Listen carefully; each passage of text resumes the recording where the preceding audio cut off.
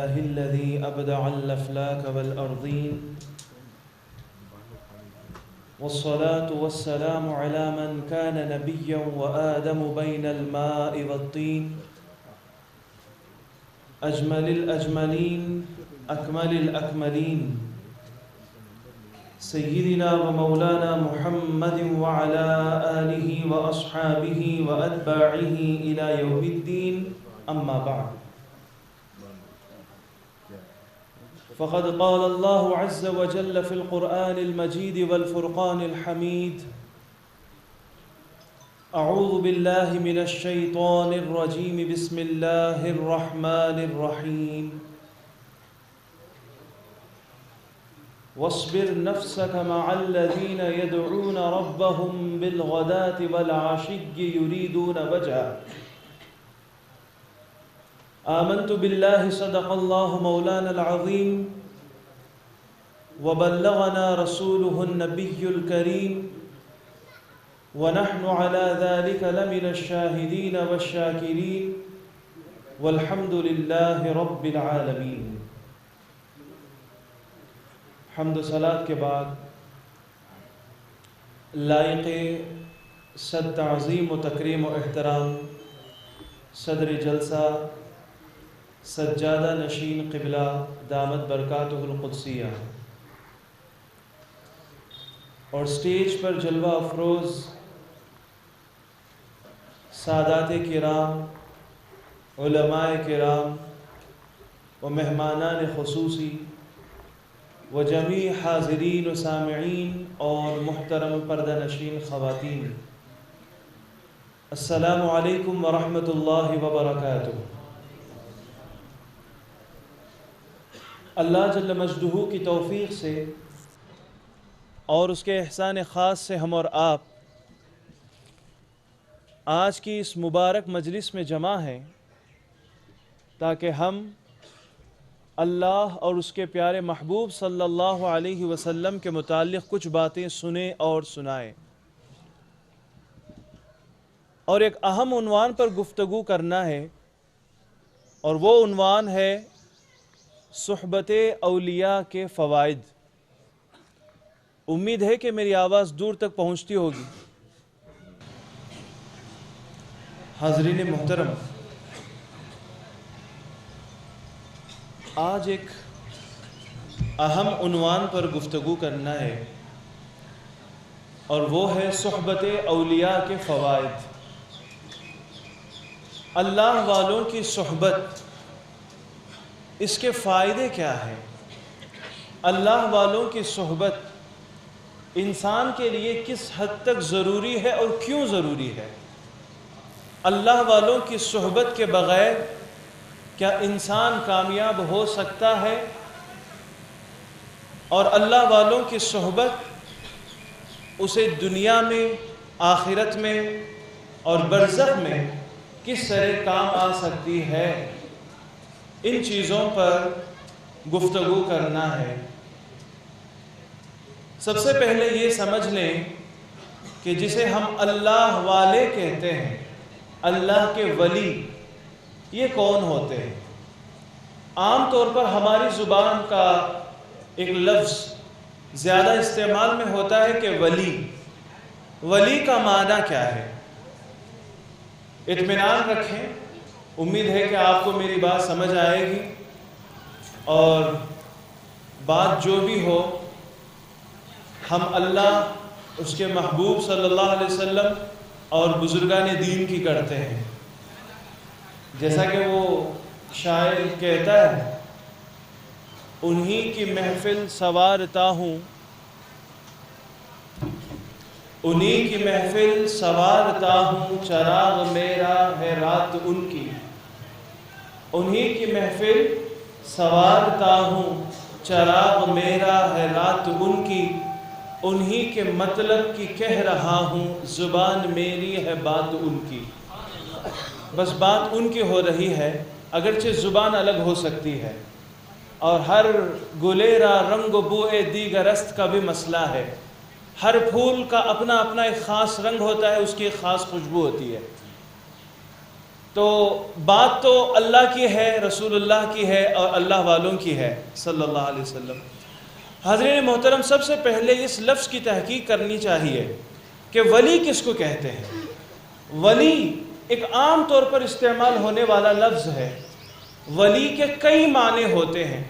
ولی کا معنی ہوتا ہے دوست، اور ولی کا ایک معنی ہوتا ہے قریبی رشتہ دار، اور ولی کا معنی ہوتا ہے ذمہ دار، اور ولی کا معنی ہوتا ہے مددگار، مدد کرنے والا۔ لیکن جب ہم کسی ولی کو اللہ کا ولی کہتے ہیں تو اس کا معنی ہوتا ہے کہ اللہ کے دوست ہیں۔ کیا معنی ہوتا ہے؟ اللہ کے دوست ہیں۔ اچھا، اب یہ جو اللہ کے دوست ہیں، ان کو اللہ کی دوستی کیسے ملتی ہے اور یہ اللہ کی دوستی کیسے حاصل کرتے ہیں؟ کیا انسان اپنی کوشش سے، اپنی عبادتوں سے، اپنی ریاضتوں سے اللہ کی دوستی کو پا سکتا ہے؟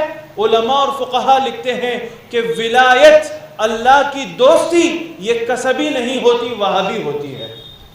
کسبی اور وہابی میں فرق کیا ہے؟ کسبی کا معنی ہے اپنی کوشش سے حاصل کرنا۔ کسب کہتے ہیں محنت کو، اپنی محنت، اپنی کوشش سے حاصل کرنا، اسے کہتے ہیں کسبی۔ ولایت کسبی نہیں ہوتی۔ کوئی بندہ عبادت کرتا ہے تو کرتا ہے، وہ اللہ کی عبادت کرتا ہے۔ کوئی اپنی عبادتوں کے بل بوتے، اپنی ریاضتوں کے بل بوتے، اپنے اذکار و وظیفے کے بل بوتے اللہ کی دوستی حاصل کرنا چاہے تو یہ راستہ تو بن سکتا ہے، لیکن اس میں جا کر وہ اللہ کی ولایت کو حاصل کر لے گا، اس کا یقین نہیں ہے، کیونکہ یہ چیز کسبی نہیں ہے۔ اب یہ چیز جو ولایت ہے یہ کسبی نہیں ہے تو پھر کیا ہے؟ بندے کی کوشش سے ملتی نہیں ہے تو پھر کیا ہے؟ یہ ولایت، اللہ کا ولی ہونا کسبی نہیں، وہابی ہے۔ اللہ جسے چاہتا ہے، جسے پسند کرتا ہے، اللہ اس کو ولی بنا لیتا ہے۔ اور بہت سارے لوگ سال ہا سال عبادتوں میں گزارتے ہیں، ریاضتوں میں گزارتے ہیں، نفس کے ساتھ جھگڑا کرتے ہیں، نفس کے ساتھ مجاہدہ کرتے ہیں۔ کئی سال گزرنے کے بعد وہ خواب میں دیکھ رہے ہوتے ہیں کہ وہ اللہ تک پہنچنے کی کوشش کرتے ہیں، لیکن ان کے سامنے کئی لوگ قتل ہوئے پڑے ہیں، خون خون نظر آ رہا ہے۔ اس اللہ کے ولی نے بعد میں جنہیں ولایت ملی، ان کے ابتدائی مراحل میں انہوں نے ایسا ایک خواب دیکھا۔ خواب دیکھنے کے بعد پریشان ہو گئے کہ میں جو خواب میں دیکھا یہ کیا دیکھ رہا ہوں؟ اللہ کی معرفت ہے، اللہ کی ذات، اللہ کی معرفت ہے، اللہ کی معرفت حاصل کرنے کے لیے لوگ جا رہے ہیں، میں بھی بڑی محنت اور کوشش کر کے جا رہا ہوں، لیکن میں وہاں کیا دیکھ رہا ہوں؟ آسمان لال ہو گیا ہے، زمین لال ہو گئی ہے، ہر طرف خون ہی خون ہے، بہت سارے لوگ مرے پڑے ہیں، یہ کیسا خواب ہے؟ سمجھ نہیں آ رہا۔ تو اس کشمکش کے عالم میں تھے، کس سے یہ خواب کی تعبیر پوچھوں؟ باہر نکلے تو اس وقت چادر اوڑھ کے کوئی خاتون جا رہی تھی، وہ خاتون انہیں دیکھ کر پکارتی ہے، بابا ادھر آؤ۔ اب وہ فرماتے ہیں کہ میں قریب گیا، میں قریب جا کر دیکھا تو وہ خاتون کوئی اور نہیں ہے، وہ خاتون مصر کی شہنشاہ، مصر کی بادشاہت رکھنے والی خاتون رابعہ ہے۔ تو میں رابعہ مصریہ کے پاس پہنچا، انہوں نے، رابعہ نے کہا کہ تم نے جو خواب دیکھا ہے آپ اس کی تعبیر کو لے کر پریشان ہونا، لیکن تم نے کل خواب میں جو دیکھا ہے اس کی تعبیر یہ ہے کہ جو جتنے لوگ مرے پڑے ہیں یہ سب اللہ کے عرفان کو، اللہ کی محبت کو، اللہ کے عشق کو، اس کی معرفت کو حاصل کرنے کے راستے میں اپنے آپ کو فنا کیا ہوا ہے۔ یہ ان کا خون ہے جس کے خون سے زمین بھی لال ہو گئی ہے، یہ ان کا خون ہے، ان کے خون سے آسمان بھی لال ہو گیا ہے۔ تم تو ابھی چل رہے ہو، ابھی چلنے کے مقام پہ پہنچ کر تم یہ سوچ رہے ہو کہ میں اللہ کا پورا عرفان ہی حاصل کر لوں، اللہ کی پوری معرفت حاصل کر لوں۔ نہیں، اس میں بہت ساری قربانیاں ہوتی ہیں، اب بہت سارے لوگ مر بھی جاتے ہیں، یاد رکھو، لیکن ولایت اسی کو ملتی ہے جسے اللہ پسند کر لیتا ہے۔ اور اللہ کسے پسند کرے گا، کب پسند کرے گا، اس کا علم کسی کو نہیں ہے۔ ہمارے بزرگان دین فرماتے ہیں تم عمل کرتے ہو، چاہے وہ عمل چھوٹا ہو یا بڑا، اس عمل کو حقیر نہ سمجھو۔ کبھی بڑے عمل سے بھی اللہ خوش ہوتا ہے، کبھی چھوٹے عمل سے بھی اللہ خوش ہوتا ہے، اور کبھی بڑے عمل سے خوش ہو کر ولایت نصیب کر دیتا ہے، کبھی چھوٹے سے عمل سے بھی اللہ خوش ہو کر ولایت نصیب کرتا ہے۔ اور اللہ تو قرآن میں یہ اعلان کر رکھا ہے اللہ ولی الذین آمنوا، اللہ ایمان والوں کا دوست ہے، اللہ ایمان والوں کا دوست ہے۔ اب وہ دوستی دینا چاہتا ہے، دوستی بڑھانا چاہتا ہے، لیکن ہم سے یہ آزماتا ہے کہ ہم نیک اعمال کتنا کرتے ہیں۔ اگر ہم یہ عمل کرتے ہیں تو یہ راستہ، ذریعہ اور سبب بنتا ہے، کبھی چھوٹے عمل سے اللہ خوش ہو جاتا ہے، کبھی بڑے عمل سے اللہ خوش ہو جاتا ہے۔ آپ کو معلوم ہوگا ایک بہت بڑے ولی گزرے ہیں جن کا نام ہے بشر، اور آپ کا لقب ہے حافی۔ بشر حافی کے نام سے مشہور ہے، اور حافی کہتے ہیں وہ بندہ جس کے پیر میں جوتے نہ ہو، جس کے پیر میں چپل نہ ہو، بغیر جوتے اور چپل کے گھومتا ہو، اس کو کہتے ہیں حافی۔ حضرت بشر حافی کا ایک زمانہ شراب میں گزرا ہے، اور ان کے بارے میں جب بھی پوچھا جاتا ہے کہ بھائی بشر کہاں ہے، تو لوگ آسانی سے بول دیتے یا تو گھر میں ہوں گے یا پھر شراب خانے میں ہوں گے۔ ایسا زمانہ ان پر گزرا۔ ایک مرتبہ شراب پی کر کے وہ گھر کی طرف آ رہے تھے، نشے میں دھت ہیں، آ رہے تھے، راستے میں دیکھا کہ ایک کاغذ کا ٹکڑا نیچے زمین پر پڑا ہوا ہے، اور اس کاغذ کے ٹکڑے میں اللہ کا نام لکھا ہوا تھا، بسم اللہ الرحمن الرحیم۔ حضرت بشر حافی قریب پہنچے، اس نشے کے عالم میں اس کاغذ کے ٹکڑے کو دیکھا اور پہچان لیے کہ اس میں اللہ کا نام لکھا ہوا ہے۔ اب یہ گوارا نہیں کیا کہ میں اسے زمین پر ہی رہنے دوں، تو پھر وہ فوراً گئے، اسے اٹھایا اور اسے صاف کیا، اور کاغذ کے ٹکڑے کو اونچی جگہ رکھا اور گھر میں آ کر سو گئے۔ اس وقت کے جو ولی تھے انہیں الہام ہوا کہ اے میرے محبوب بندے، اے میرے ولی، جاؤ بشر حافی کے گھر جاؤ، وہاں میرا بندہ بشر ہے، اس سے سلام کہنا اور یہ خوشخبری دے دینا کہ میں نے اپنی ولایت کے لیے بشر کو چن لیا۔ اب وہ وقت کے ولی دوڑ دوڑ کر آتے ہیں اور دیکھتے ہیں کہ بشر کہاں ہے، وہ تو نشے میں مست دھت پڑے، اور گئے پکار کر کہنے لگے کہ بشر حافی مبارک ہو، اللہ نے تمہیں اپنی ولایت دے دی ہے۔ اور یہ ولایت کس وجہ سے ملی آپ کو معلوم ہے؟ بشر حافی نے کہا میں تو شرابی ہوں، میں تو شراب پی رہا ہوں، ہمیشہ شراب میں میری زندگی گزرتی ہے، اللہ کو کون سا عمل پسند آ گیا؟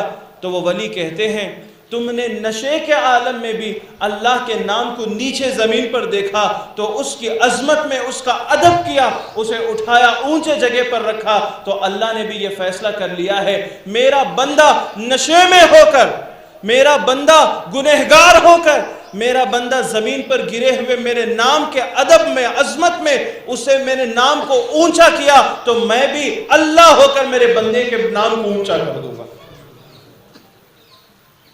تو بشر حافی کو یہ خوشخبری ملی کہ اللہ کے ولی ہو گئے ہیں، ولایت مل گئی ہے۔ تو جس وقت ان کو یہ ولایت کی خوشخبری ملی، جیسے کہ بعض کتابوں میں ہے، اس وقت ان کے پیر پر جوتے نہیں تھے، اور بعض کتابوں میں لکھا ہے کہ ان کو ولایت ملنے کے بعد ان کے دل میں اللہ کی ذات اور اللہ کی مخلوق کے متعلق ایسا ادب دل میں آیا کہ زمین پر جوتے پہن کر چلنے کو بھی گوارا نہیں کرتے تھے، کہتے تھے کہ اللہ کی زمین اور میرے پیر کے جوتے، یہ نہیں ہو سکتا، اللہ کی زمین ہے تو اس پر میں بغیر جوتے کے چلوں گا۔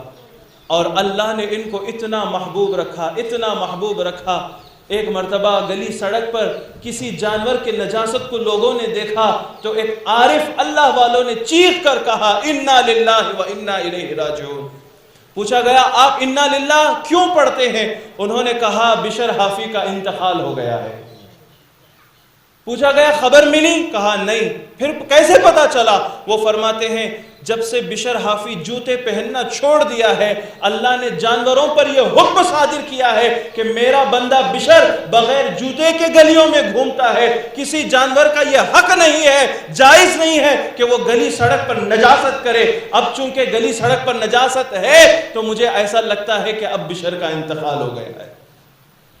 دیکھا گیا تو واقعی ان کا انتقال بھی ہو چکا تھا۔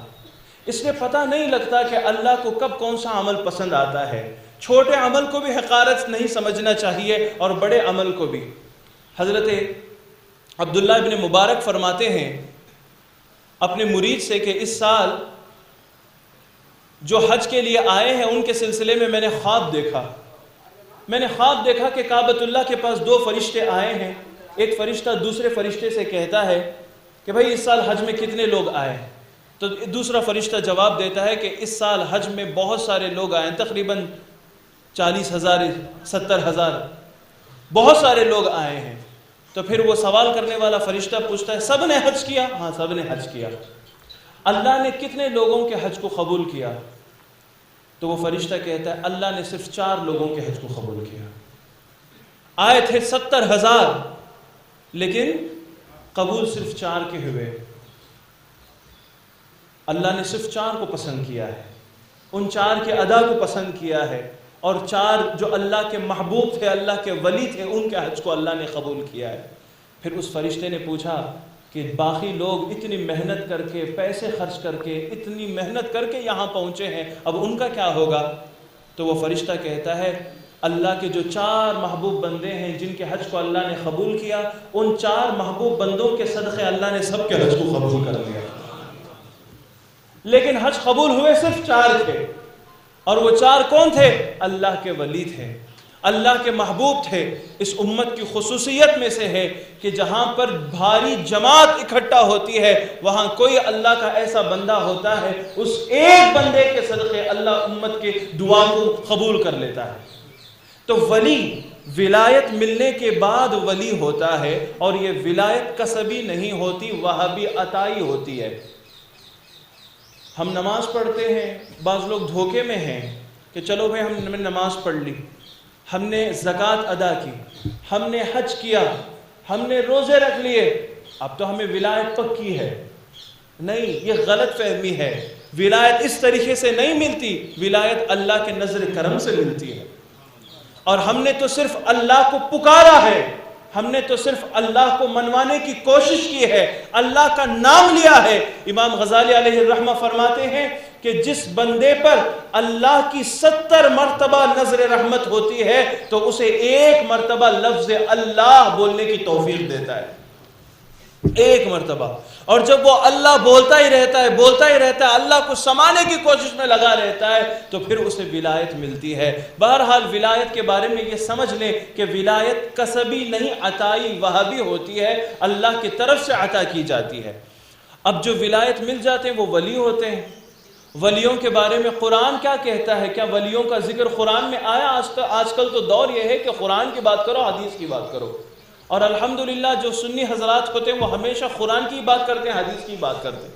وہ قرآن حدیث سے دور ہٹتے نہیں ہیں، ان کے دلائل قرآن میں ہوتے ہیں اور ان کے دلائل احادیث نبویہ سے ہوتی ہیں. قرآن کے اندر کیا ولی کا ذکر آیا ہے؟ جگہ جگہ آیا ہے. کئی جگہوں پر نام لیے بغیر اللہ نے ولیوں کا ذکر فرمایا ہے. سورہ نمل میں اللہ نے ولیوں کا ذکر فرمایا. حضرت مریم علیہ السلام عورت ہیں، حضرت عیسیٰ علیہ السلام کی والدہ ہیں. اور ہمارا عقیدہ ہے اہل السنہ کا کہ اللہ نے جتنے نبیوں کو بھیجا ہے وہ سب انسان تھے اور مرد تھے. عورت نبیہ یا رسول نہیں ہو سکتے. تو عورت اللہ کی ولیہ ہوتی ہے. حضرت مریم علیہ السلام اللہ کی ولیہ ہیں.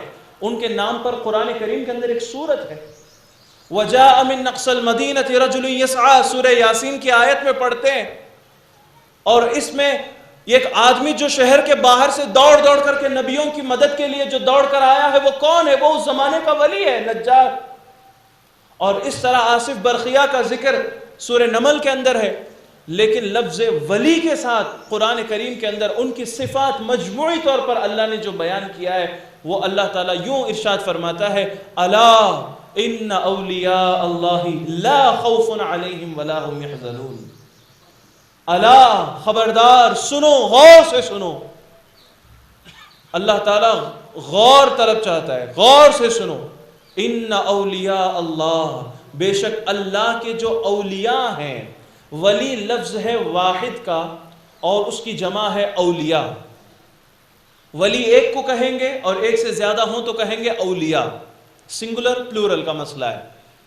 الا ان اولیاء اللہ، خبردار جو اللہ کے اولیاء ہوتے ہیں، لا خوف علیہم، ان پر کوئی ڈر نہیں ہوتا. ان کے اندر کوئی ڈر نہیں ہوتا. وَلَا هُمْ يَحْزَنُونَ اور نہ ہی وہ غمگین ہوں گے.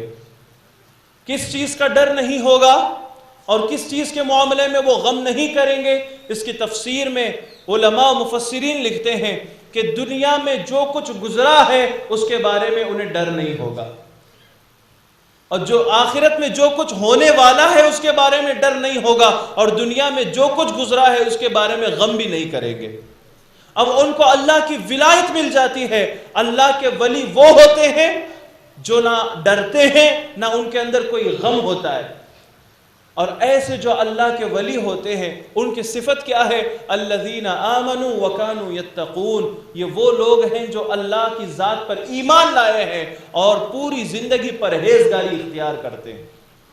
پرہیزگاری اختیار کرتے ہیں. یتقون یہ مضارع کا صیغہ ہے جس میں حال کا ترجمہ بھی آتا ہے، مستقبل کا ترجمہ بھی آتا ہے، یعنی پریزنٹ اور فیوچر. وہ اب بھی پرہیزگاری اختیار کریں گے اور کرتے ہیں اور ہمیشہ پرہیزگاری اختیار کرتے رہیں گے. ایسا نہیں کہ کس وقت کے لیے پرہیزگاری اختیار کر لی بعد میں پرہیزگاری چھوڑ دیے، نہیں، وہ ہمیشہ پوری زندگی پرہیزگاری اختیار کرتے رہیں گے. ایسے لوگوں کو اللہ ولایت دیتا ہے. اسی لیے ہم نے کہا کہ یہ جو نیک اعمال ہیں، حلال اختیار کرنا، حرام سے بچنا، اگرچہ اللہ تعالی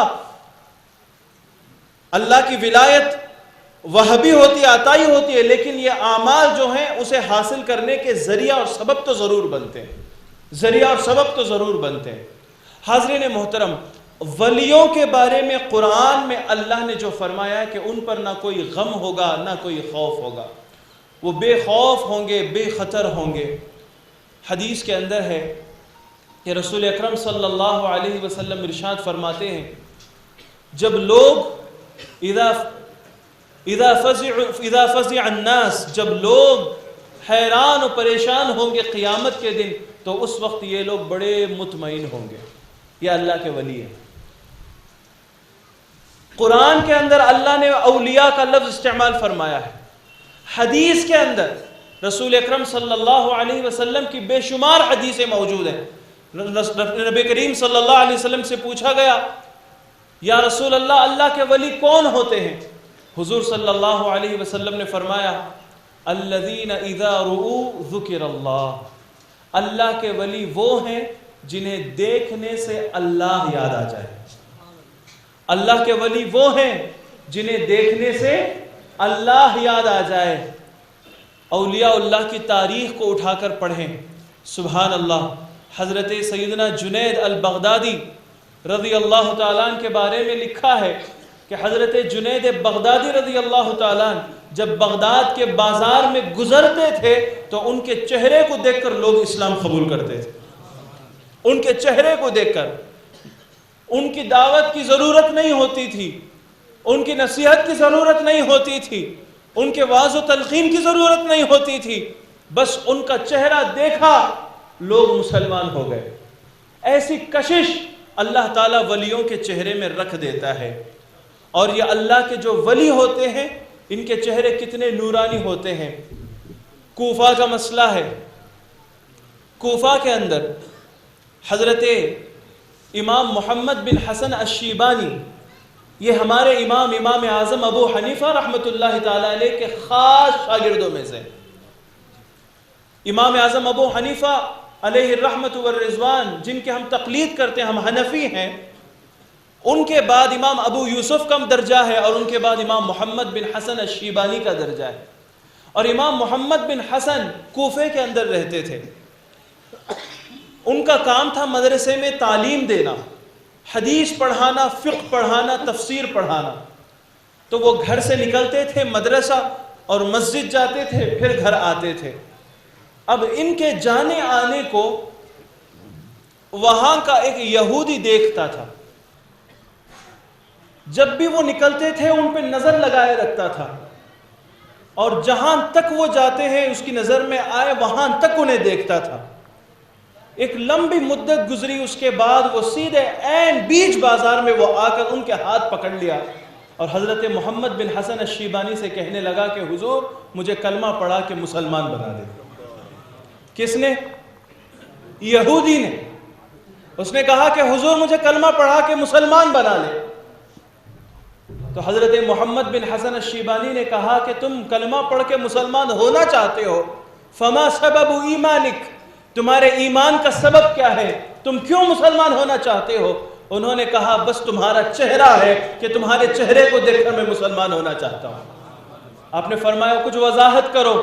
اس نے کہا کہ میں ہمیشہ میری دکان میں بیٹھ کر آپ کو دیکھتا تھا، آپ گھر سے نکلتے ہیں، مسجد جاتے، اور پھر مسجد سے مدرسہ ہوتے ہیں، پھر مدرسے سے گھر آتے ہیں، تو آپ کا یہاں آنا جانا ہوتا، میں ہمیشہ آپ کو دیکھتا تھا اور بڑے غور سے دیکھتا تھا، تو میں نے کبھی آپ کو تمہاری نظر اونچی ہوتے ہوئے میں نہیں دیکھا، کبھی آپ اس بازار سے ہو کر جاتے ہوئے غیر محرم کی طرف نظر نہیں اٹھاتے تھے۔ آپ کی نظر اتنی پاک ہے، آپ کا چہرہ اتنا پاک ہے، چہرہ اتنا نورانی ہے کہ جس کے نظر میں اتنی حیا ہو اور جس کا چہرہ اتنا نور والا ہو، تو مجھے یقین ہو گیا کہ کوفہ کے چھوٹے محمد کی یہ شان ہے تو مدینے کے بڑے محمد کی شان کیا ہوگی؟ تو پھر میں نے یقین کر لیا کہ اگر کوئی سچا دین ہے، مذہب ہے جس میں حیا، پاک دامنی، عزت و عصمت و عفت کا درس دیا جا رہا ہو، وہ آپ کا دین ہے، آپ کا مذہب ہے، میں مسلمان ہونا چاہتا ہوں، مجھے کلمہ پڑھا۔ تو یہ جو اللہ والے ہوتے ہیں بس انہیں دیکھنا ہوتا ہے، انہیں دیکھنا ہوتا ہے، ان کو دیکھنے سے اللہ یاد آ جاتا ہے۔ صحیح ستہ کی روایت میں ہے، حضور نے فرمایا یہ ان کی نشانی خاص ہے کہ الذین اذا رؤوا ذکر اللہ، جب انہیں دیکھا جائے تو اللہ یاد آ جائے گا۔ اور اس کی وضاحت کرتے ہوئے بعض شراح حدیث لکھتے ہیں کہ انہیں دیکھا جائے تو اللہ یاد آ جائے گا، اس کی مطلب یہ ہے کہ تمہیں اللہ کی ذات یاد آ جائے گی، یا پھر اللہ کی صفات یاد آئے گی، یا پھر اللہ کی شریعت یاد آئے گی، یا پھر اللہ کے محبوب محمد عربی یاد آ جائیں گے۔ انہیں دیکھنے سے اللہ کا دین یاد آئے گا، اور جب انہیں دیکھ کر محبت بھری نظر سے دیکھتا ہے تو اللہ تبارک و تعالیٰ اسے بھی ولایت نصیب فرما دیتا ہے۔ یہ کوئی دور والی بات نہیں ہے، یہ ناممکن بات ہو ایسا نہیں ہے، بس اللہ کے جو محبوب ہوتے ہیں ان کی صحبت اور ان کے نظر کرم کی ہمیں ضرورت ہے۔ اللہ والے وہ ہوتے ہیں جنہیں دیکھنے سے اللہ، میں نے قرآن سے ولی کا معنی بتایا ہے، ولی قرآن کے اندر کہاں ہے اور ولی کے بارے میں حدیث کے اندر کہاں۔ اب چلیں، اب ان کی صحبت میں بیٹھنے کے بارے میں قرآن ہمیں کیا کہتا ہے؟ قرآن سب سے پہلے ہمیں یہ ہدایت دیتا ہے کہ پہلے سورت میں ہی، سورہ فاتحہ میں ہی، اہدنا الصراط المستقیم، لوگو تم نماز میں رہو، نماز میں پڑھتے رہو سورہ فاتحہ پڑھنا ہم حنفیوں کے یہاں واجب ہے۔ سورہ فاتحہ کی ہر آیت، ہر لفظ، بلکہ ہر حرف نماز میں پڑھنا کیا ہے؟ واجب ہے۔ تو سورہ فاتحہ اللہ تعالی ہمیں نماز میں پڑھواتا ہے، اور سورہ فاتحہ کے اندر کیا ہے؟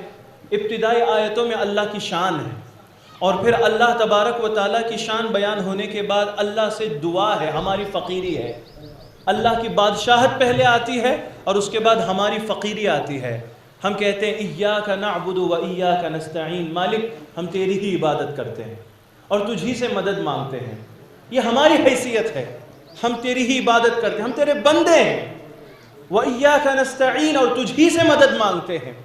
اور پھر جب آپ نے اپنی بندگی کا اقرار کر لیا ہے، اب اس کے بعد کرنا کیا ہے؟ دعا مانگو۔ اللہ کہتا ہے اہدنا الصراط المستقیم، اے میرے بندو تم یہ کہو، جب تم نے اعتراف کر لیا ہے کہ میں رب ہوں اور تم بندے ہو، اس کے بعد فوراً مجھ سے دعا کرتے ہوئے کہو اہدنا الصراط المستقیم، اے مولا ہمیں سیدھے راستے پہ چلا، مولا ہمیں سیدھے راستے پہ چلا۔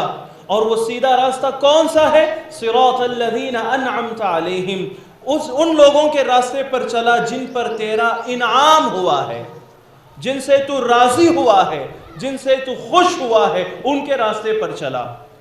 تو انعام یافتہ لوگ جن پر اللہ کا انعام ہوا ہے ان کے راستے پر چلیں گے تو ہمیں کامیابی ہے۔ واضح ہے نا؟ قرآن کریم کی ان دو آیتوں سے واضح ہے نا؟ ہم اللہ سے دعا کرتے ہیں کہ اللہ سیدھے راستے پر چلا، اور وہ سیدھا راستہ کون سا راستہ ہے؟ ان لوگوں کا راستہ تو قرآن اور حدیث صرف کتابوں سے پڑھ کر کامیابی کو حاصل کرنے کی سوچ غلط سوچ ہے. یہ کتابوں سے نہیں سینوں سے نکلنے والی بات ہوتی ہے. کتابوں کے اندر چیزیں ضرور ہوتی ہیں لیکن اسے سمجھانے والے جو ہوتے ہیں ان کے بغیر سمجھنا مشکل ہوتا ہے. صراط الذین انعمت علیہم، ان لوگوں کا راستہ جن پر تیرا انعام ہوا. یہ کون لوگ ہیں؟ اس کی تفسیر قرآن کریم کی دوسری صورت میں ہے. سورہ نساء کے اندر اللہ تبارک و تعالیٰ فرماتا ہے مَن یُطِعِ اللَّهَ وَالرَّسُولَ، جس نے اللہ کی اطاعت کر لی، اس نے رسول کی اطاعت کر لی، فَأُولَٰئِكَ مَعَ الَّذِينَ، تو وہ ان لوگوں کے ساتھ ہو جائے گا الَّذِينَ أَنْعَمَ اللَّهُ عَلَيْهِمْ، جن پر اللہ کا انعام ہوا ہے. اللہ کا انعام کس پر ہوا؟ من النبیین والصدیقین والشہداء والصالحین، نبیوں کی جماعت، ان پر اللہ کا انعام ہے. ایک کو کم کر لیں، ایک کی ضرورت نہیں ہے. نبیوں کی جماعت، والصدیقین، صدیقوں کی جماعت، والشہداء، شہیدوں کی جماعت، والصالحین، اور اللہ کے محبوب بندے، نیک بندوں کی جماعت. یہ وہ لوگ ہیں ان پر اللہ کا انعام ہوتا ہے.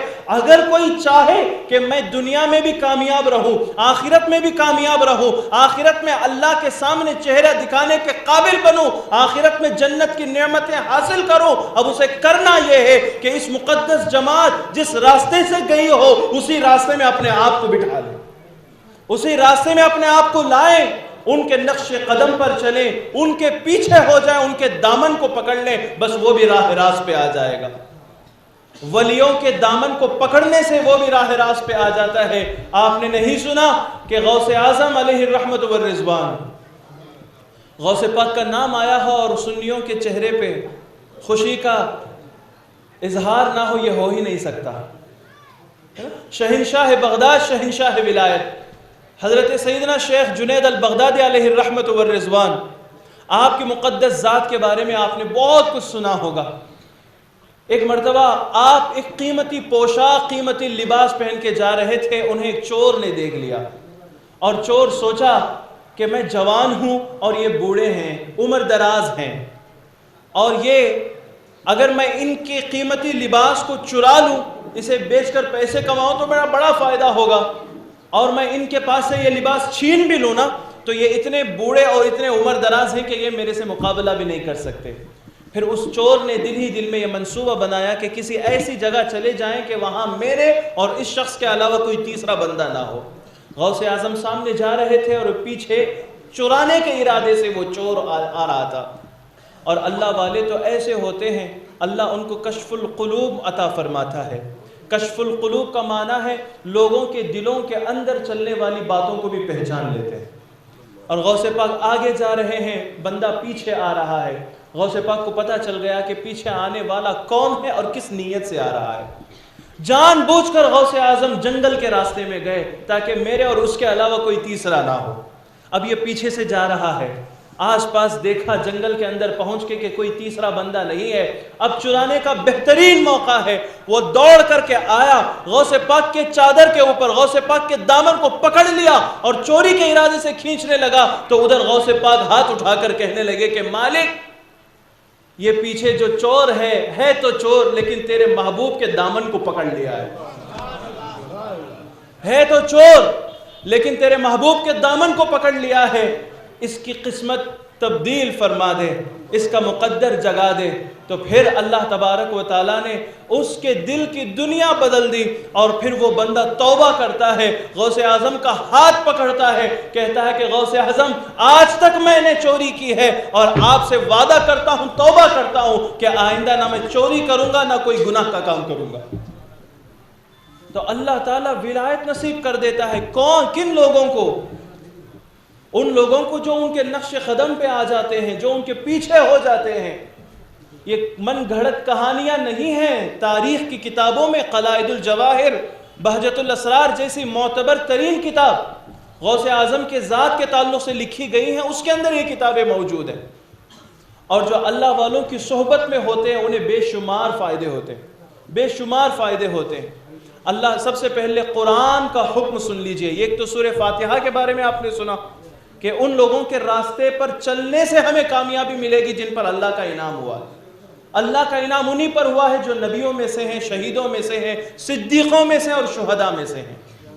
اب پھر ان لوگوں کے ساتھ ہونے کے بارے میں کیا اللہ نے کوئی حکم صادر فرمایا ہے؟ قرآن کریم کے اندر اللہ تعالیٰ ارشاد فرماتا ہے یا ایھا الذین آمنو، اے ایمان والو۔ اللہ تعالیٰ ایمان والوں کو دعوت دیتا ہے، پکارتا ہے، اے ایمان والو اتقوا اللہ، اللہ سے ڈرو۔ اور پھر آگے فرماتا ہے، سورہ توبہ کی آیت ہے وَكُونُوا مَعَ الصَّادِقِينَ، اور سچوں کے ساتھ ہو جاؤ۔ وَكُونُوا مَعَ الصَّادِقِينَ، یہ حکم ہے اللہ کا، اچھوں کے ساتھ ہو جاؤ، سچوں کے ساتھ ہو جاؤ، نیک لوگوں کے ساتھ ہو جاؤ۔ کیوں؟ انسان کی یہ فطرت ہے کہ انسان جن کی صحبت میں ہوتا ہے اس کا اثر لیتا ہے، یہ انسان کی فطرت ہے، وہ جس کی بھی صحبت میں رہے اس کا اثر لیتا ہے۔ اگر وہ اچھوں کی صحبت میں ہو تو اس کے اندر اچھائی پیدا ہوتی ہے، اگر وہ بروں کی صحبت میں ہو تو اس کے اندر برائی آتی ہے۔ اسی لیے فارسی میں کہتے ہیں صحبت صالح ترا صالح کند، صحبت طالح ترا طالح کند۔ اچھوں کی صحبت تمہیں اچھا بنا دیتی ہے اور بروں کی صحبت تمہیں برا بنا دیتی ہے۔ اور ایران سے نکل کر، سجستان سے نکل کر شہنشاہ ہند حضرت خواجہ معین الدین چشتی اجمیری سنجری علیہ الرحمت والرضوان جب مدینہ پہنچے ہیں، مدینے میں انہیں حکم ہوا کہ بغداد یہاں ہندوستان کو آ جائیں، تو وہاں سے رسول اللہ صلی اللہ علیہ وسلم کا حکم پا کر وہ نکل کر آتے ہیں، ایران عراق سے ہو کر پاکستان کے اندر سے ہو کر ہندوستان آتے ہیں۔ اور ان کے ساتھ جو مرید تھے بابا فرید الدین گنج شکر، وہ فرماتے ہیں کہ میں خواجہ غریب نواز رحمت اللہ تعالی علیہ کے ساتھ تھا، پورے سفر میں تھا، اور جہاں کہیں بھی مسلمانوں کی بھاری جماعت ہوتی خواجہ غریب نواز اپنے کسی خلیفے کو وہاں کام کرنے کے لیے مقرر کر دیتے تھے کہ یہاں تم رہو، اللہ کے بندوں کی خدمت کرو۔ ہم نکلے تھے بہت سارے خلفاء کو لے کر، لیکن جہاں جہاں مسلمانوں کی جماعت ہوتی وہاں خواجہ غریب نواز رحمت اللہ تعالی علیہ اپنا خلیفہ چھوڑ کے آتے تھے، اور اپنے خلیفے کو چھوڑتے وقت کیا کیا نصیحتیں کرتے تھے، میں نے وہ ساری نصیحتیں اپنی کتاب میں لکھی ہے۔ یہ کون فرماتے ہیں؟ گنج بخش، وہ فرید الدین گنج شکر فرماتے ہیں کہ میں نے کتاب میں لکھی ہے، لیکن میں نے ایک بات خواجہ غریب نواز علیہ الرحمت والرضوان کی ایسی پائی ہے کہ مدینے سے نکل کر اجمیر آنے تک جتنے خلیفہ کو چھوڑا ہے مسلمانوں کی خدمت میں، سب کے لیے ایک نصیحت عام طور پہ فرمائی ہے۔ مختلف جگہوں پر مختلف نصیحتیں کی ہیں، مختلف خلفاء کو ان کے طبیعت کے اعتبار سے نصیحت کی ہے، لیکن ایک نصیحت ایسی ہے میں نے سنا کہ سارے خلفاء کو وہ نصیحت کرتے تھے۔ وہ نصیحت کیا ہے؟ کچھ جملے تھے، دو ہی جملے۔ وہ نصیحت یہ ہے، خواجہ غریب نواز فرماتے ہیں یاد رکھو الصحبت تؤثر، الصحبت تؤثر، بس یہ نصیحت تھی۔ معنی کیا ہے؟ اے میرے خلیفے، میں تمہیں چھوڑے جا رہا ہوں، تم اللہ کے دین پر قائم رہو، ان لوگوں کی خدمت میں رہو، اللہ کی مخلوق کی خیر خواہی میں لگے رہو۔ ایک بات یاد رکھنا، الصحبت تؤثر، صحبت بہت اثر کرتی ہے، صحبت بہت اثر کرتی ہے۔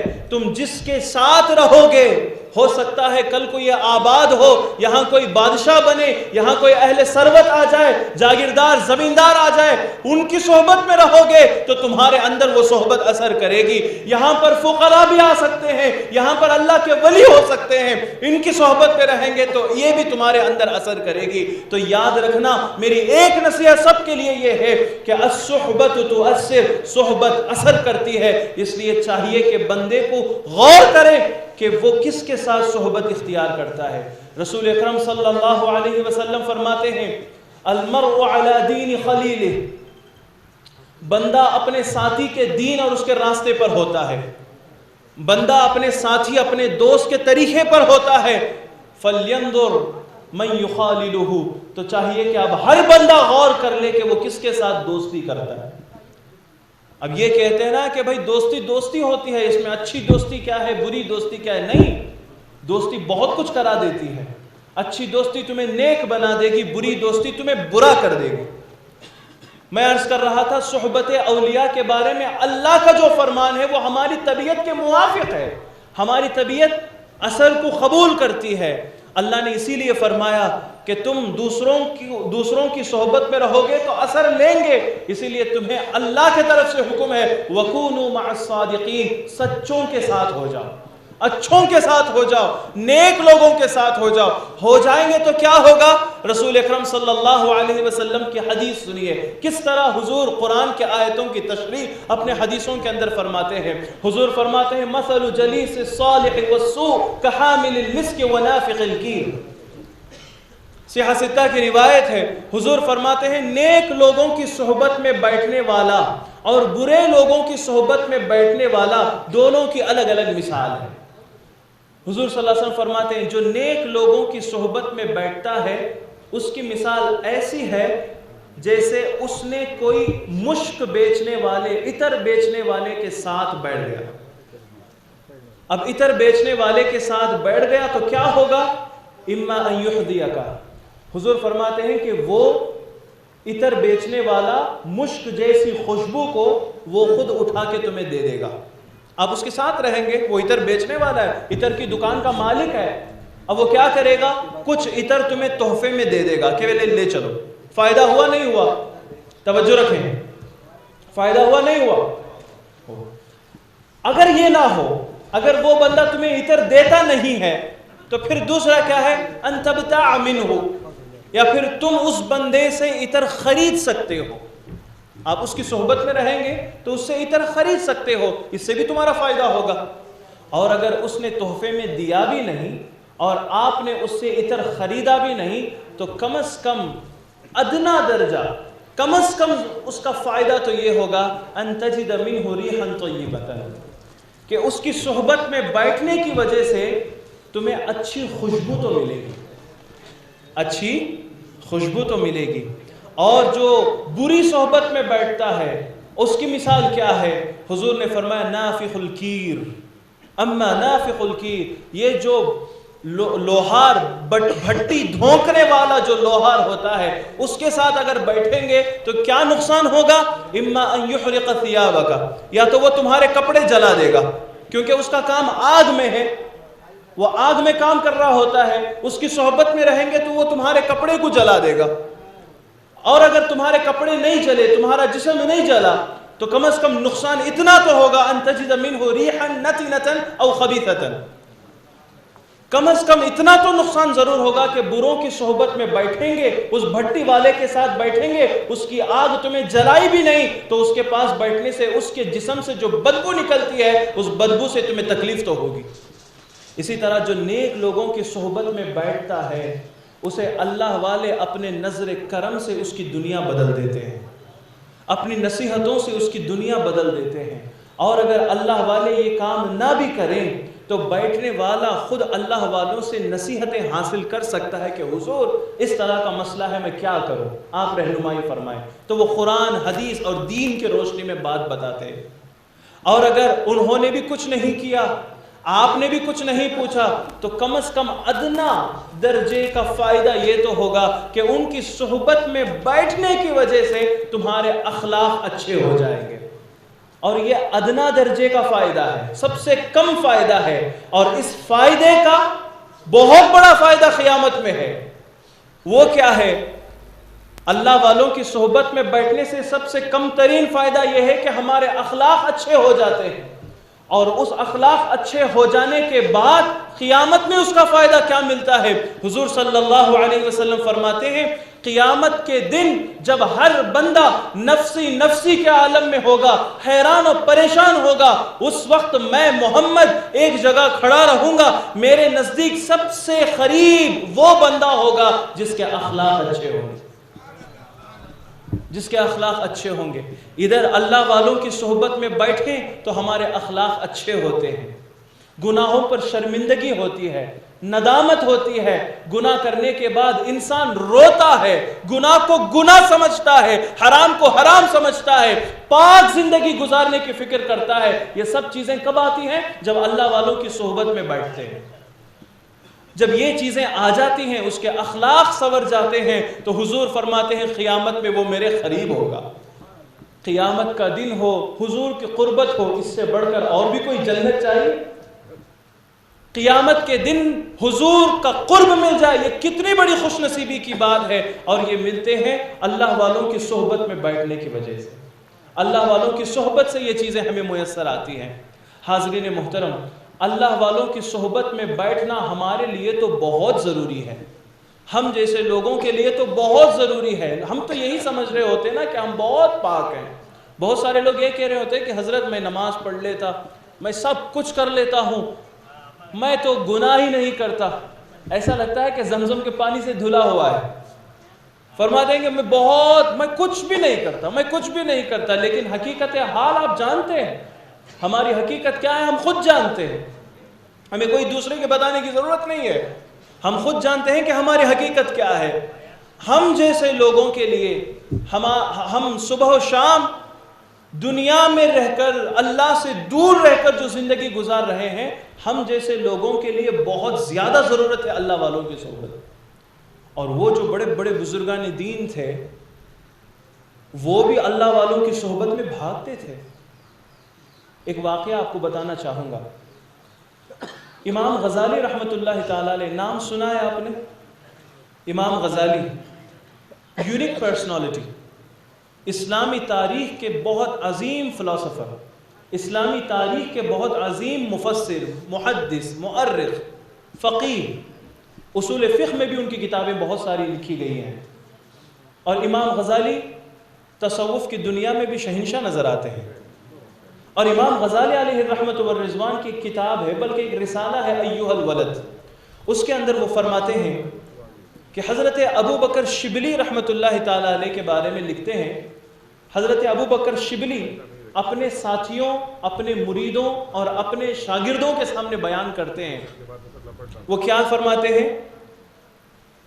میں نے 400 اساتذہ سے علم سیکھا ہے۔ کتنے لوگوں سے؟ بولیے۔ 400 استادوں سے علم سیکھا ہے، اور میں نے 400 اساتذہ سے 4 لاکھ حدیثیں سیکھی ہیں۔ حضرت ابو بکر شبلی فرماتے ہیں میں نے 400 اساتذہ کی خدمت حاصل کی، اور پھر 4 لاکھ حدیثیں میں نے ان سے پڑھی۔ پھر میں نے ان 4 لاکھ حدیثوں پہ غور کیا تو مجھے یہ حدیث نظر آئی۔ اب پھر میں نے سمجھا کہ ان بزرگوں کی صحبت میں بیٹھنے کی برکت سے اللہ نے مجھے اس کی طرف الہام فرمایا ہے، اور وہ ایک حدیث پر میں نے عمل کیا۔ اب اس ایک حدیث پر عمل کرنے کو میں میرے لیے نجات سمجھتا ہوں۔ وہ حدیث کیا ہے؟ حضور نبی کریم صلی اللہ علیہ وسلم ارشاد فرماتے ہیں، کتنی پیاری حدیث ہے، کیسی کیسی نصیحتیں ہیں، موتی ہیں۔ اللہ کے حبیب صلی اللہ علیہ وسلم فرماتے ہیں، اعمل لدنیاک بقدر مقامک فیہا، اے بندے تو دنیا کے لیے اتنا کام کر جتنا تجھے دنیا میں رہنا ہے۔ حدیث مکمل نہیں ہوئی ہے، حدیث کی ابتدا ہے۔ تم دنیا میں رہو، دنیا میں رہ کر اتنا ہی کام کرو، دنیا کمانے کے لیے اتنی ہی محنت کرو جتنا تمہیں دنیا میں رہنا ہے۔ دن رات، صبح و شام، ہر وقت دنیا کے پیچھے لگے رہنا یہ کوئی ضروری نہیں ہے۔ دنیا میں ایسے اتنا رہو، دنیا اتنا کماؤ جتنا تمہیں وہاں رہنا ہے، دنیا کے لیے بس اتنا کام کرو۔ وَاعْمَلْ لِآخِرَتِكَ بِقَدْرِ بَقَائِكَ فِيهَا، اور آخرت کے لیے اتنا عمل کرو جتنا تمہیں وہاں باقی رہنا ہے۔ مرنے کے بعد آخرت میں پہنچیں گے، اس کے بعد پھر موت ہے، موت ہے، وہ تو ابد الاباد کی زندگی ہے، ہمیشہ کی زندگی ہے، اس کے بعد کبھی موت نہیں ہے۔ اب یہاں تو 50 60 70 80 سال میں ہم انتقال کر جاتے ہیں، وہ تو ہمیشہ رہنے والی زندگی ہے۔ اب 80 سال 50 سال 60 سال کے لیے ہماری جو محنت ہوتی ہے اسے بھی آپ اٹھا لیں، اور آخرت جو ہمیشہ رہنے والی ہے اس کے لیے آپ کتنا کام کرتے ہیں وہ بھی ذرا جائزہ اٹھا کر اپنے گریبان میں خود جھانک کر دیکھیں کہ میں دنیا کے لیے کتنا کام کرتا ہوں اور آخرت کے لیے کتنا کام کرتا ہوں۔ فرماتے ہیں اعمل لدنیاک بقدر مقامک فیہا، دنیا کے لیے اتنا ہی کام کرو، اتنا عمل کرو جتنا تمہیں یہاں رہنا ہے۔ وَعْمَلْ لِآخِرَتِكَ بِقَدْرِ بَقَائِكَ فِيهَا، اور آخرت کے لیے اتنا عمل کرو جتنا وہاں تمہیں باقی رہنا ہے۔ اور پھر وَعْمَلْ لِلَّهِ بِقَدْرِ حَاجَتِكَ إِلَيْهِ، اللہ کے لیے اتنا عمل کرو جتنا تمہیں اس کی حاجت ہے۔ اور اللہ کی طرف ہم ہمیشہ محتاج ہوتے ہیں، ہمیشہ اللہ کی طرف ہم محتاج ہوتے ہیں، اور ہمیشہ محتاج ہونے والے ہم اللہ کی ذات کی طرف، تو اللہ کے لیے کتنا کام کرنا ہے یہ بھی ذرا جائزہ لینا ہے۔ اور پھر وَعْمَلْ لِلنَّارِ بِقَدْرِ صَبْرِكَ عَلَيْهَا، اور اگر تم گناہ کرتے ہی ہو تو اتنا گناہ کرو، اس سے مطلب یہ نہیں کہ گناہ کر لو، یہ طنز کے طور پر کہا جا رہا ہے۔ وَعْمَلْ لِلنَّارِ بِقَدْرِ صَبْرِكَ عَلَيْهَا، کہ تم اگر گناہ ہی کرنا چاہتے ہو، آپ کو معلوم ہے کہ گناہ سے دوزخ میں جا کر جلنا پڑے گا، تو وہاں جلنے کی تمہارے اندر جتنی طاقت ہے اتنا گناہ کرو۔ ہمارے اندر طاقت ہے نہیں ہے، اسی لیے آگے حضور فرماتے ہیں جب گناہ کا ارادہ ہو تو ایسے مکان کو، ایسی جگہ کو ڈھونڈو جہاں اللہ نہ دیکھتا ہو۔ ایسی کوئی جگہ کائنات میں موجود ہے؟ اللہ تو ہر چیز کو دیکھ رہا ہے۔ حضرت ابو بکر شبلی فرماتے ہیں میں نے 400 استادوں سے علم سیکھا، 4 لاکھ حدیثیں پڑھی ہیں، اس میں سے بس اس ایک حدیث کو میں نے اپنے لیے رکھ لیا۔ میں سمجھتا ہوں کہ استادوں کی صحبت کی وجہ سے اللہ نے مجھے یہ حدیث الہام فرمایا ہے، اب بس میں نے اس پر عمل کرنا شروع کیا۔ اور یہ اللہ والوں کی صحبت کا فائدہ کیا ہوتا ہے، اس پر ایک بہت زبردست کلام امام غزالی علیہ الرحمت والرضوان نے فرمایا ہے۔ یہ بات کر کے ہم اپنی بات ختم کریں گے۔ حاضرین محترم، حضرت حاتم الاسم یہ بہت بڑے بزرگ گزرے ہیں، اور ان کے شیخ ہیں شقیق بلخی، غالباً آپ نے یہ نام سنا ہوگا۔ حضرت شقیق بلخی بلخ کے رہنے والے، وہ فرماتے ہیں کہ اے حاتم، اپنے مرید سے کہتے ہیں حاتم تم میرے ساتھ صحبت میں 30 سال رہے۔ کتنے سال؟ 30 سال۔ ایک مرید اپنے پیر و مرشد، اپنے شیخ کی صحبت میں 30 سال گزارے ہیں۔ افسوس کے ساتھ کہنا پڑتا ہے، افسوس کے ساتھ 30 سال رہنے کے بعد پوچھتے ہیں کہ تم نے 30 سال میری صحبت میں رہ کر کیا پایا ہے؟ وہ کہتے ہیں میں نے 8 چیزیں پائی ہیں۔ وہ 8 چیزیں کیا ہیں میں آگے بتاؤں گا۔ 30 سال کی صحبت کتنی چیزیں پائی؟ 8 چیزیں۔ برداشت دیکھیں، صبر دیکھیں۔ ہمارا حال کیا ہے؟ پہلے تو مرید ہونا ہی بہت مشکل ہے، اب مرید بھی ہو گئے تو 40 دن کے اندر کوئی کرامت ہونا دنیا میں، ہماری زندگی میں اگر نہ ہو تو کہتے ہیں میں وہاں سے بیعت کیا تھا لیکن میری زندگی میں کوئی کرامت ظاہر نہیں ہوئی پیر و مرشد کی، اس لیے میں چھوڑ دیا۔ اللہ اکبر۔ بھئی آپ ان کے مرید تھے نا؟ ہاں ان کا مرید تھا، ان کا مرید تھا۔ اب کس کے ہیں؟ اب یہاں ہوں، پھر یہاں جو نہیں ملا تو پھر وہاں جاؤں گا۔ یہ ہمارا ماحول ہے۔